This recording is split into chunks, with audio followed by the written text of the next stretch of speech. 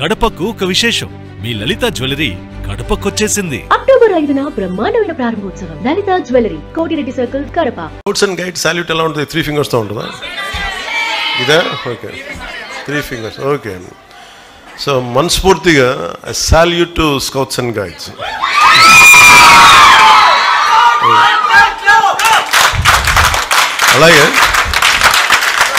అలాగే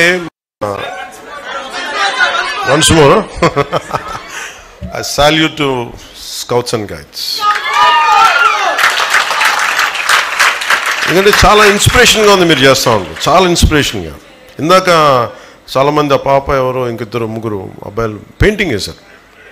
ఒక పాప వేసిన పెయింటింగ్ ఎంత నచ్చింది అంటే, సగం చిరుతుపులి అనుకుంటా, సగం చిరుతుపులి అస్థిపంజరంలో అయిపోయి 3 వారిన చెట్లు వెనకాల డీరా ఎఫారెస్టేషన్కి అంటే ఎలాగది సగం ఎండిపోయి సగం మొత్తం కాలిపోయి ఎముకల్లో ఉంటుంది.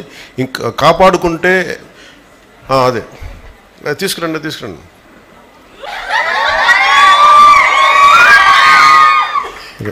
నాకు ఎంత నచ్చిందంటే, ఈ జింక చూస్తే సగం ఎండిపోయింది ఎఫారెస్టేషన్ వల్ల, అదే పచ్చగా ఉండి ఎంతో కళకళలాడుతుంటాయి అనేది చూపించడం మనస్ఫూర్తిగా.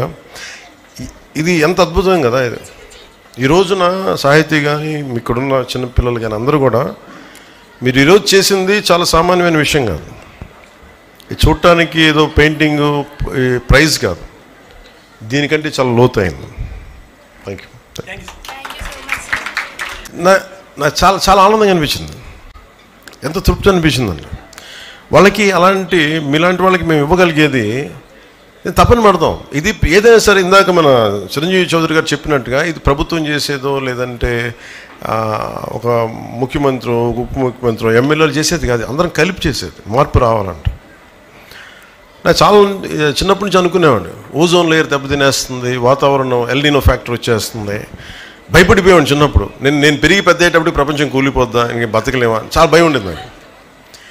నిజంగా నా భయంకి తగ్గట్టుగానే నీళ్లు తీస్తుంటే ఇప్పుడు తాగుతుంటే, వాళ్ళు చిన్నప్పుడు సైన్స్ ఫిక్షన్ బుక్స్ చదువుతున్నప్పుడు 8th క్లాస్లో 10th క్లాస్లో భవిష్యత్తులో మాస్కులు పెట్టి తిరగాలి, నీళ్లు ఇట్లా మనం ఎలా పడితే, చిన్నప్పుడు మామూలు కొళాయిలు వెళ్ళిపోయి ఫ్రెండ్స్ ఇళ్ళలో ఆడుకుంటుంటే అక్కడ కూర్చోబెట్టి నీళ్లు తాగేసేవాళ్ళం.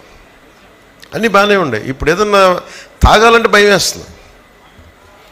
ఆ పరిస్థితి నుంచి స్వచ్ఛమైన నీళ్లు రావాలి అంటే అంత స్థాయికి వెళ్ళాలని ఒక ప్రయత్నం చేస్తున్నాం. అది జరగాలని. మీకు ఈ ఎల్నినో ఫ్యాక్టర్ కానీ లేదంటే మనకి ఈ కూర్చోబెట్టి మన ఓజోన్ పొర దెబ్బతింటుంది ఒకసారి. అంటే ఎంత విచిత్రంగా ఉంటాయంటే మన పాలసీస్. నాకు ఒక చిన్నపిల్లడు చెప్పాడు ఈ మాట. ఎవరితో మాట్లాడుతూ ఉంటే ఒకసారి ఏదో రోడ్డు మీద వెళ్తూ ఉంటే టపాసులు వెలిగిస్తూ ఉన్నారు. దీపావళికి టపాసులు వెలిగిస్తూ ఉంటే వాళ్ళ ఎవరు చెప్తారు, అబ్బాయి పాట ఏం చెప్తున్నాడు, నువ్వు పాట చేయకూడదు, ధూళి వచ్చేస్తాయి, అవి వచ్చేస్తాయంటే అతను చూసి, మరి ఇంతకుమించి పెద్ద బాంబులు పేలుస్తారు కదా, మరి దానికి ఏంటి, దానికి రాదా అన్నాడు. అప్పుడు నాకు అనిపించింది, ఎందుకు గుర్తొచ్చిందంటే ఇందాక ఎవరో ఫోన్లో మెసేజ్ పంపించారు. మనం ఎంతసేపు పర్యావరణం కాలుష్యం అయిపోయింది, ఇదైపోయింది అనుకున్నాం. మనకి దీపావళికి బాంబు దేశాలు ఎంత కాలుష్యాన్ని క్రియేట్ చేస్తాయి. ఒక బాంబు దాడి జరిగితే కొన్ని వందల ఫ్యాక్టరీలు ఎంత కాలుష్యం క్రియేట్ చేస్తాయి, దాన్ని అంతా కాలిస్తే అంత మించి కాలుష్యం ఉంటుంది. ఇది చిన్నపిల్లలు చాలా పట్టుకుంటున్నారు. ఇది పెద్దవాళ్ళు ఎంత పట్టుకున్నారో నాకు తెలియదు, కానీ చిన్నపిల్లలు అడుగుతాను, ఎందుకంటే వాళ్ళ భవిష్యత్తుకు సంబంధించింది. మీకున్నంత భయం, ఎందుకంటే మీరు ఎదిగి పెద్దవాళ్ళు అనుకుంటారు మీరు. ఎందుకంటే నాకు చిన్నప్పుడు నాకు ఆ భయం తెలుసు. నేను పెరిగి పెద్ద అయ్యే లోపు ఎన్ని పాడైపోతాయా ఇవన్నీ భయంతో. ఏంటంటే పిల్లలు ఎక్కువ విఘ్నత ఉంటారు. నేను ఎప్పుడు చిన్నపిల్లల్ని వాళ్ళు 2 ఏళ్ళు కాని నుంచి కానీ 18 ఏళ్ల వరకు నేను చాలా కీన్గా వింటాను పిల్లల మాట. ఎందుకంటే మీలో భవిష్యత్తు కనిపిస్తుంది. ఎందుకంటే మీరు పెద్దవాళ్ళకి అడ్రస్ చేయాలని. నాకు అందుకని చిన్నపిల్లలు ఏదైనా మాట చెప్తే వాళ్ళు వింటాను వాళ్ళ మాట. అందుకని వాళ్ళ సలహాలు కూర్చొని మీ చిన్నపిల్లలని చెప్పి నేను ఎప్పుడు పక్కన పెట్టను. మీరు ఒక మాట చెప్పి ఒక చిన్నపాటి సలహా చెప్తే వెంటనే తీసుకుంటాను అది నేను. అందుకని ఒకసారి చిన్నపిల్లలు కూర్చొని ఎందుకు మాట్లాడతానంటే వాళ్ళ నోట్లో నుంచి కల్మషం లేని మాట వస్తుంది. అంటే ఏం జడ్జిమెంట్ ఉండదు. ఇతను ఒక ఉప ముఖ్యమంత్రి, ఇతనికి చాలామంది అభిమానులు ఉన్నారా, అయ్యేం ఉండవు. నేను బాగలేదనుకోండి చెప్పేస్తాను మొహం మీద, ఈ పని నీకు బాగలేదని. విఘ్నత గల వ్యక్తిగా నేను వినాలి ఆ మాట, నేనే కాదు పెద్దవాళ్ళు ఎవరైనా సరే. అందుకని పిల్లలు పర్యావరణం గురించి చెప్తుంటే చాలా వినాలి.